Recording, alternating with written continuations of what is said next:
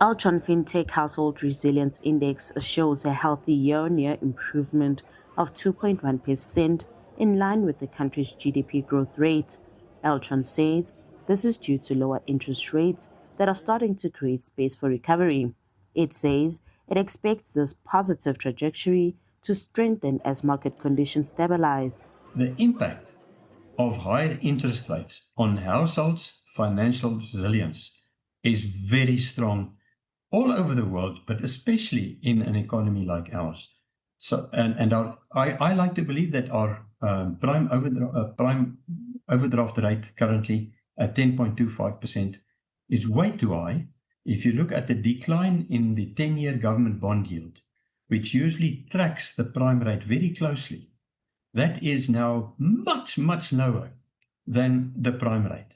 And I think it's time for the Monetary Policy Committee to play some catch up. Going down, of course, they can't bend the bond yield, but they can lower the repo rate. They can do it tomorrow if they want to. So with a bit of luck, we'll have further rate cuts and we'll have further improvements not only to the Altron index but also to the GDP.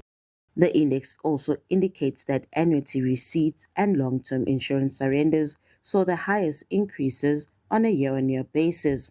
It says this is due to the two-part system withdrawals. If you look at the annuities received and long-term insurance surrenders, they were amongst the highest increases year on year. And that is obviously as a result of the two-pot system.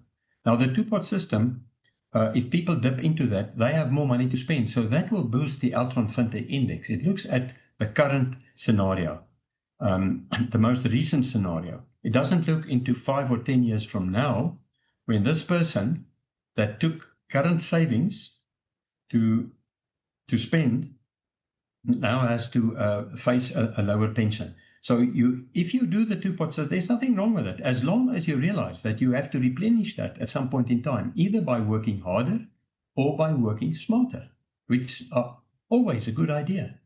Looking ahead, Altron says the combination of traditional festive season spending, 13th check payments, and possible rate cuts later this year are expected to support further gains.